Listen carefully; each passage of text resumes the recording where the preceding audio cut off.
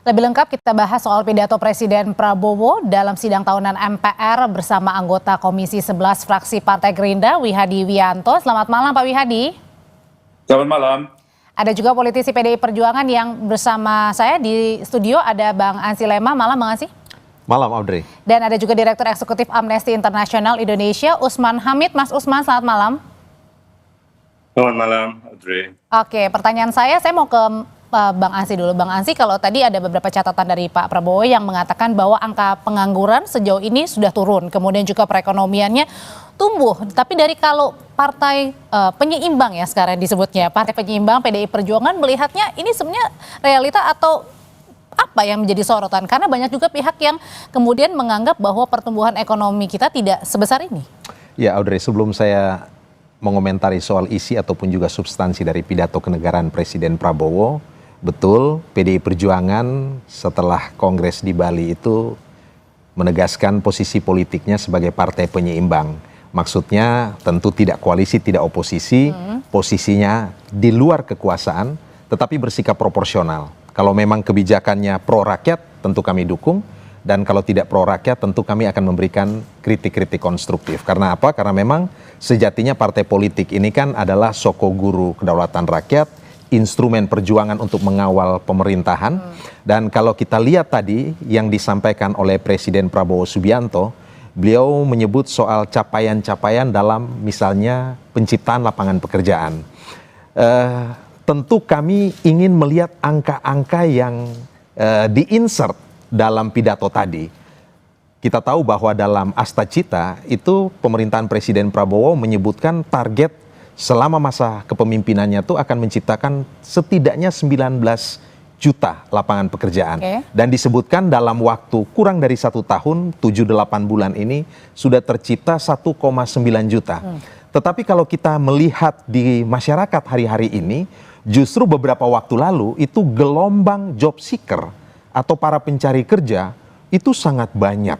Dan kalau kita lihat hari-hari ini yang kita rekam, berbagai informasi yang kita tangkap, kita lihat bahwa tingkat daya beli masyarakat juga semakin melemah, bahkan kemudian memunculkan ya komentar-komentar yang mungkin bernada jokes, tetapi punya pesan yang sangat dalam, ya seperti disebutkan Rojali, rombongan jarang beli, atau Rohana, rombongan hanya nanya-nanya ketika ke pasar atau ke swalayan atau ke mall. Artinya dari pidato Pak Presiden tadi? Tentu kita ingin betul-betul Presiden tidak hanya berpidato dalam konteks verbal, tetapi juga menunjukkan bahwa penciptaan 1,9 juta lapangan pekerjaan itu terserap ke sektor apa saja.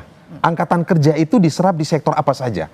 Sektor otomotif, sektor pertanian, sektor jasa, apa saja. Kami ingin melihat itu. Dan sebarannya ada di detailnya seperti apa. Itu sama juga seperti yang tadi Presiden mengatakan bahwa investasi di semester 1 itu naik sekitar 13%. Dengan angka itu sekitar 900-an triliun lebih. Nah, kami juga ingin melihat sebenarnya investasi yang ada di Indonesia atau masuk ke Indonesia itu di sektor-sektor ekonomi apa. Dan menyerap apakah 1,9 ini juga punya keterkaitan dengan ya investasi yang meningkat sampai 13% itu. Nah, angka-angka ini belum dijelaskan secara detail karena kami tidak melihat ada derivasinya. Nah, kalau detailnya lebih baik kita tanyain aja ke partai Pak Prabowo ya, Partai Gerindra, ada Pak Wihadi. Pak Wihadi ini mungkin mewakili juga ya, PDI Perjuangan ingin tahu nih sebenarnya detail-detail pencapaiannya seperti apa sih, seperti tadi angka pengangguran yang turun, tapi kemudian muncul di mana-mana fenomena Rojali, kemudian juga pencari kerja yang banyak sekali ini bertebaran untuk mencari kerja tapi belum mendapatkan pekerjaan, Pak Wihadi. Iya begini, jadi angka yang disampaikan ya Pak Prabowo itu kan berdasarkan angka dari data BPS. Dan tentunya BPS ini kan mempunyai survei terhadap tingkat daripada pengangguran. Dan kalau kita melihat juga bahwa apa yang dengan investasi itu juga kita melihat bahwa data daripada BPS.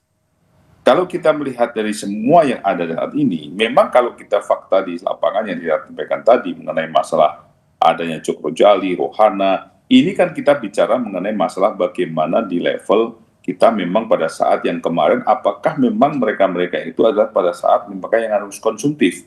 Tapi kalau kita lihat daripada data yang ada, itu adalah kita belanja rumah tangga, bukan belanja konsumtif. Kalau kita bicara Rojali ini kan bicaranya adalah di mall, yang mereka mungkin bicarakan bukan barang-barang konsumtif, barang-barang yang berkonsumsi untuk rumah tangga. Kalau kita melihat kan pertumbuhannya di barang-barang konsumsi rumah tangga. Justru kita melihat bahwa Pak Prabowo itu memberikan stimulus, 2 kali stimulus, itu kurang lebih sekitar 57 triliun. 57 triliun stimulus itu diberikan adalah untuk mendorong adanya pertumbuhan ekonomi dan mendorong daya beli. Kita melihat bahwa di situ kita ada diskon listrik, kemudian juga jalan tol, transportasi, kemudian kita juga melihat adanya bansos. Nah, ini kan berarti kita melihat bahwa memang segmen saat ini, kalau kita melihat segmen yang di bawah atau segmen yang kita melihat bahwa segmen yang memang perlu diberikan stimulus. Kalau saat ini kita melihat tentang investasi, kita melihat bahwa pertumbuhan ekonomi di Sulawesi itu meningkat cukup tajam. Dan kemudian juga di daerah Bintan menunjukkan angka pertumbuhan ekspor. Nah, ini semuanya sebenarnya data-data ini kan data-data yang kita dapatkan ada dari BPS. Nah, kalau kita melihat saat ini, memang posisinya adalah posisi yang memang apakah memang dahulu ini yang daya beli menurunnya ini memang apakah dulu tidak menjadi suatu bubble yang sekarang ini adalah real kita bicara gitu kan. Nah, ini kan kita juga melihat mereverse pada saat ini, pada saat dulu. Pak Wihadi, tapi bagaimana juga tadi dengan meningkatnya daya beli untuk di bidang rumah tangga begitu, tapi satu sisi juga pencari kerja banyak sekali, atau bahkan yang misalnya terkena PHK juga banyak sekali ini? Nah, sekarang begini, sekarang kita bicara bahwa yang sekarang terekspos itu adalah memang pengangguran yang hilang kerjaan. Tetapi bahwa saat ini pemerintah tidak pernah juga, atau mungkin pada saat ini pemerintah harusnya juga mengekspos juga bahwa berapa industri yang terbuka, industri yang membutuhkan tenaga kerja baru, dan ini kan sekarang kita melihat bahwa kalau job seeker kan kita melihat bahwa di sini adalah memang ada, kita melihat di situ ada fresh graduate yang kita memang harus diberikan untuk pemberian daripada pekerjaan. Tapi minimal bahwa dengan adanya job seeker, artinya memang lapangan kerja itu masih terbuka. Bukan berarti bahwa tidak ada, justru kalau kita melihat kalau tidak ada job seeker justru itu menjadi bahaya karena ada job seekers dan di situ ada yang namanya mereka yang mencari job seekers, berarti memang ada dulu yang pengangguran yang dulu yang memang harus sekarang mencari karena sekarang ada kesempatan untuk dibuka. Dan kita lihat juga bahwa program Pak Prabowo kalau kita katakan tadi memang tidak terlihat secara di atas di posisi level menengah ke atas, karena kita melihat bahwa saat ini dengan adanya makan bergizi itu tentunya lapangan kerja juga lapangan kerja juga akan terbuka.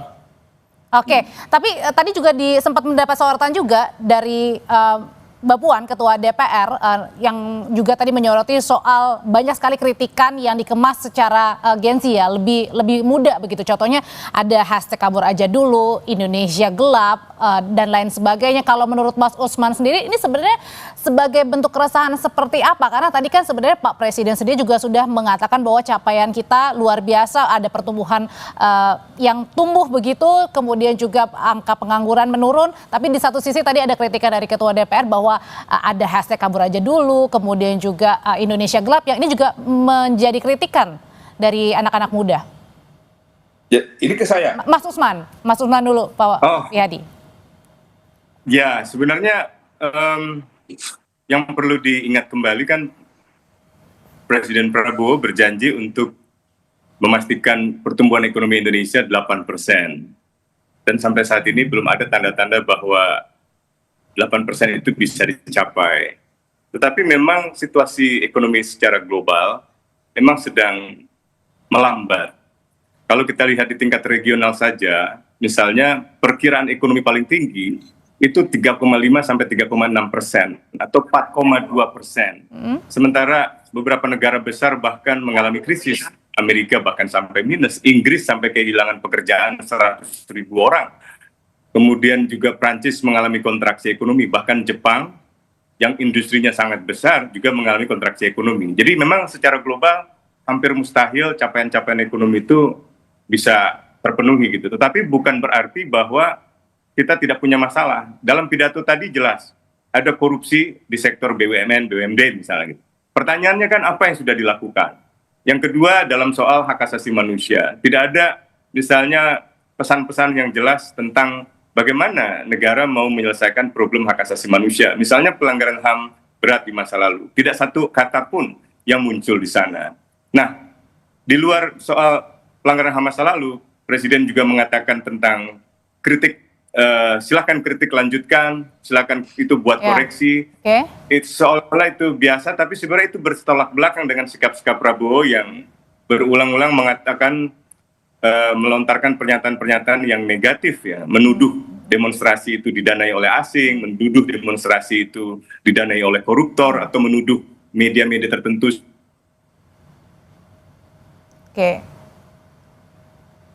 Oke, sebelum kita lanjutkan lagi ke Mas Usman, karena tadi komunikasinya kurang baik, jadi kita mau penegasan. Jadi maksudnya kalau tadi Mas Usman adalah berarti yang dikatakan bahwa seperti apa, bahwa tadi ketika misalnya boleh dikritik, tapi kemudian satu sisi ada sisi yang mempertanyakan begitu ya jika ada yang mengkritik. Nah, kalau dari Mas Usman sendiri pandangannya seperti apa, nanti kita akan jeda sejenak. Tetap bersama kami di Sapa Indonesia Malam.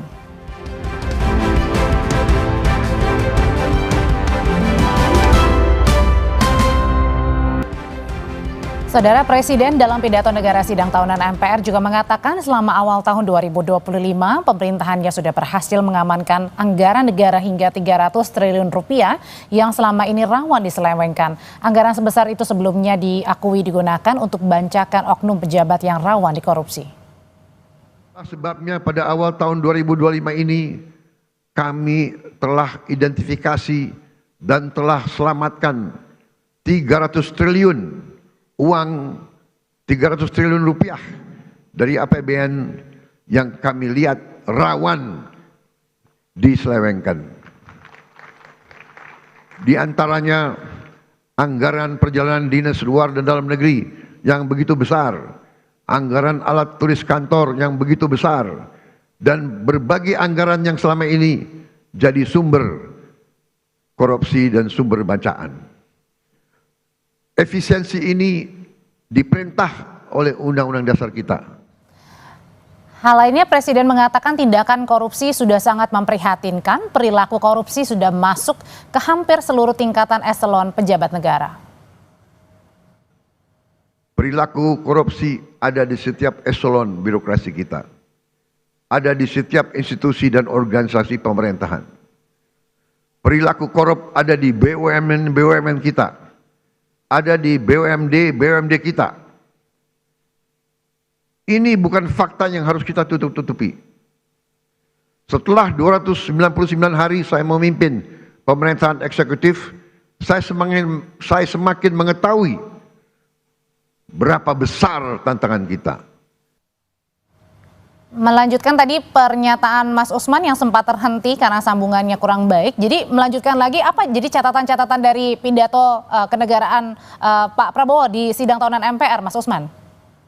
Ya, 3 hal aja. Yang pertama, kira-kira proyeksi ke depan untuk mencapai 8% pertumbuhan ekonomi yang dijanjikan Presiden itu bagaimana?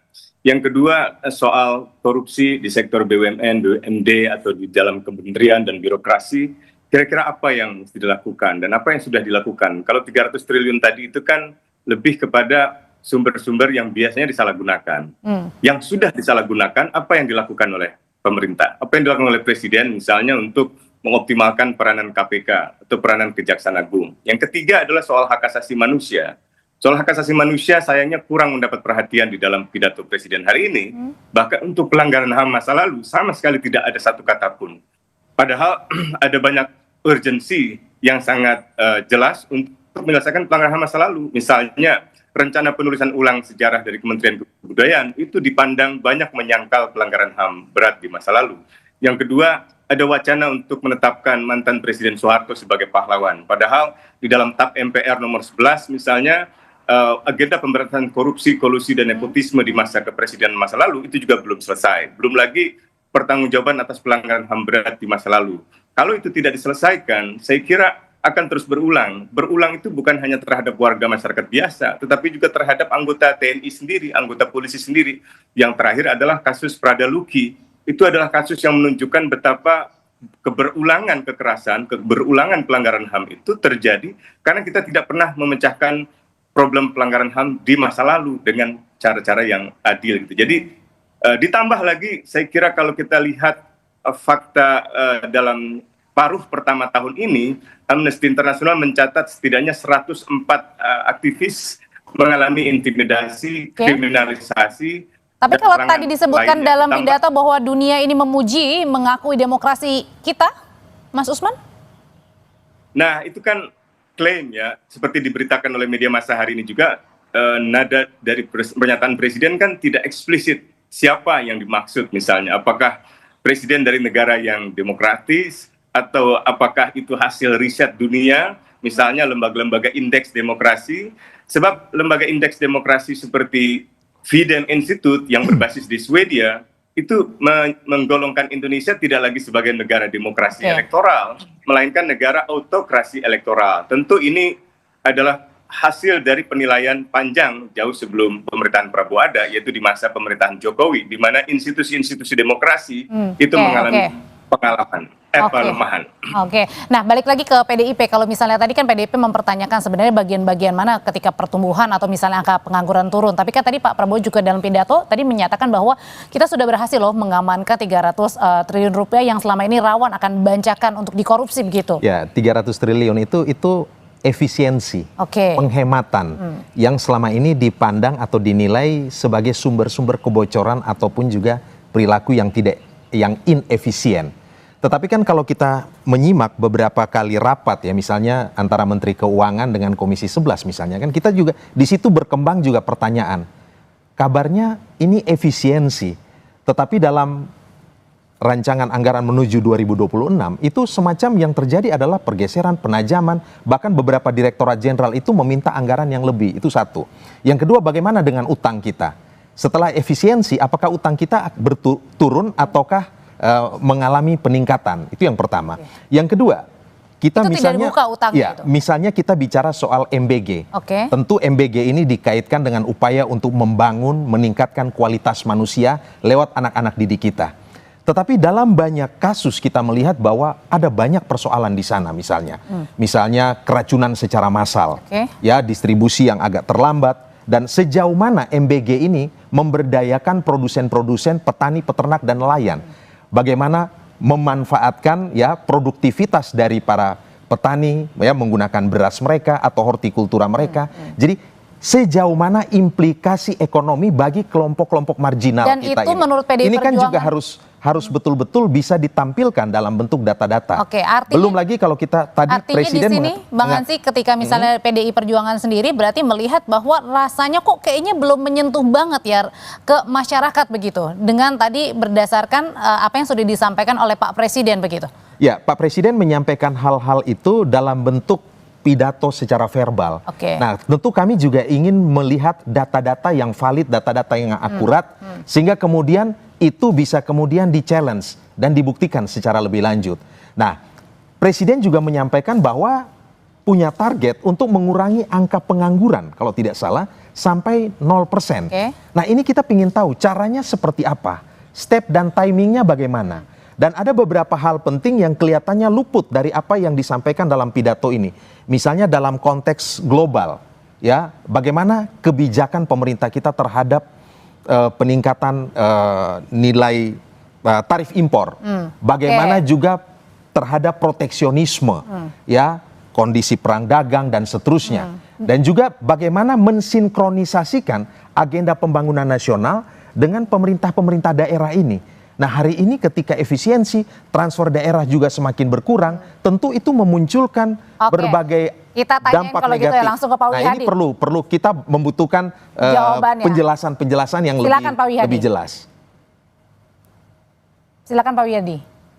Iya, jadi begini, kalau apa yang dipertanyakan itu sebenarnya secara jelas bisa kita satu persatu kita jawab dan satu persatu juga bisa kita lihat. Pertama mengenai masalah MBG. Kalau kita melihat MBG ini kan baru berjalan sekitar 6 bulan. Dan kita melihat di sini, tadi disampaikan ada sudah 5.000 SPPG. Artinya dengan 5.000 SPPG itu sudah ada 20 juta penerimaan manfaat. Nah, tentunya kalau 20 juta penerimaan manfaat itu bukannya tidak mungkin bahwa yang namanya memang yang namanya berasnya juga ada pasti beras dari Indonesia, dan kemudian juga sayurnya, dagingnya, semuanya juga itu adalah hasil daripada peternak Indonesia dan juga petani Indonesia. Jadi kalau itu dipertanyakan, saya kira ini mesti harus sama-sama kita coba dilihat dulu. Makanya pertumbuhan ekonomi kalau kita lihat dari sini, dari awal yang mungkin masih 4,8 menjadi 5,12, karena kita melihat bahwa pertumbuhan ekonomi itu berjalan memang tidak di depan mata, tetapi berjalan adalah memang berjalan sesuai dengan apa yang ada di daerah dengan situasi ekonomi itu. Jadi kalau kita melihat dengan MBK ini kan sasarannya lebih banyak kepada daerah-daerah, karena kita melihat bahwa gizi anak-anak desa ini kan masih perlu kita bantu di situ. Jadi ini adalah suatu hal yang memang harus kita lakukan seperti itu. Nah kemudian kalau kita melihat apa yang menentukan angka pengangguran tetap bahwa menjadi perhatian kita semuanya. Dan ini adalah kalau kita melihat satu SPBG itu akan membutuhkan 50 tenaga kerja. Nah kalau sekarang dengan satu SPBG, satu unit SPBG itu 50 tenaga kerja, kita bisa kalikan dengan 50 tenaga kerja itu dengan berapa SPBG yang ada. Nah, hal-hal seperti inilah yang memang membuat optimisme bahwa program-program Pak Prabowo itu adalah program-program yang untuk kebutuhan rakyat. Kalau kita melihat efisiensi yang diarahkan itu kan kita harus lihat bahwa efisiensi yang dari awal memang tidak semata-mata bahwa efisiensi itu adalah tidak istilahnya anggarannya itu dipotong, bukan, tetapi adalah memang pengalokasian. Kita melihat bahwa nah ini ingin ditanyakan juga Pak Wiyadi kepada PDIP, sebenarnya alokasinya ini yang kemana begitu?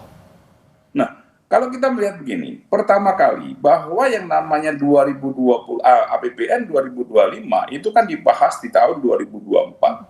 Pembahasan 2024, nomenklatur kementerian itu juga berubah pada saat 2025. Tentunya kementerian-kementerian baru memerlukan anggaran-anggaran lagi. Dan ini perlunya ada alokasi ke anggaran itu. Kemudian kalau kita lihat program-program unggulan Pak Prabowo, itu ada memerlukan penambahan untuk program-program itu. Kalau kita melihat bagaimana yang namanya sekolah rakyat, kita melihat bahwa sekolah rakyat itu adalah bagaimana kita membuat sekolah rakyat status sekolah rakyat. Itu adalah untuk anak-anak yang kurang mampu, yang mereka tidak bisa bersekolah, yang mereka akan menjadi sekolah dan mereka dengan asrama. Ini kan membutuhkan anggaran juga. Kemudian dengan koperasi merah putih. Nah, hal-hal seperti ini memang ekonomi yang disasar oleh Pak Prabowo dalam 2025, program-programnya adalah program-program yang langsung menyentuh kepada masyarakat. Dan disinilah kita melihatnya bahwa pertumbuhan itu akan berjalan, memang tidak melihat bahwa seakan-akan kemudian seperti industrialisasi. Kalau industri manufacture memang pertumbuhan langsung akan tinggi dan tenaga kerja juga akan tinggi. Tetapi kita melihat bahwa ini starting awal yang memang sudah dilakukan oleh Pak Prabowo dalam hal memberikan satu perubahan ekonomi ke depannya. Jadi inilah hal-hal beberapa. Tapi terakhir Pak Wihadi, kemudian realistis nggak tadi ingin 0% ya Pak ya tadi ya untuk angka pengangguran begitu? Yang ini nggak main 0% Pak Wiyadi. Iya, ini kan menjadi suatu tujuan Pak Prabowo. Bahwa Pak Prabowo tujuannya adalah bagaimana angka pengangguran di 0%, artinya bahwa lapangan kerja di Indonesia ini kalau kita melihat pada saat ini mungkin dengan masa pengangguran dan kalau kita melihat dengan hilirisasinya Pak Prabowo, industrialisasinya yang dilakukan oleh Pak Prabowo, ini menumbuhkan adanya tenaga kerja. Dan kalau kita lihat di sini, Pak Prabowo selalu mengatakan bahwa sumber alam dikuasai oleh negara. Artinya bahwa negara lah yang akan mengelola sumber alam itu dan ini adalah membutuhkan tenaga kerja yang akan datang. Dan tenaga kerja itu akan tercipta. Oke, Pak Wiyadi singkat tadi Bang. Oke, terima kasih. Singkat satu lagi ya, tadi Pak Prabowo secara khusus itu meng-highlight, memberikan stressing soal korupsi dan kebocoran yang beliau pakai istilah terminologi itu serakanomics. Kan seperti itu. Dan beliau mengatakan bahwa akan secara tuntas memerangi yang namanya pertambangan ilegal dan seterusnya. Tentu kita berharap bahwa ini tidak hanya sekedar pidato ataupun lip service, kita ingin melihat dalam implementasi secara nyatanya. Bagaimana betul-betul Pak Prabowo ini memimpin upaya untuk pemberantasan korupsi dan kemudian memerangi yang namanya serakanomics itu. PD Perjuangan tentu akan bersikap proporsional ketika betul-betul on the right track, kebijakan-kebijakan dan program ini kami akan dukung. Tetapi jika tidak, tentu kami dengan kritisisme, dengan penalaran dan data dan berbagai hal akan kami kritisi. Oke, Bang Ansy terima kasih, Pak Wiyadi terima kasih, sebelumnya ada Mas Usman terima kasih. Selamat malam semuanya. Malam Pak Wiyadi.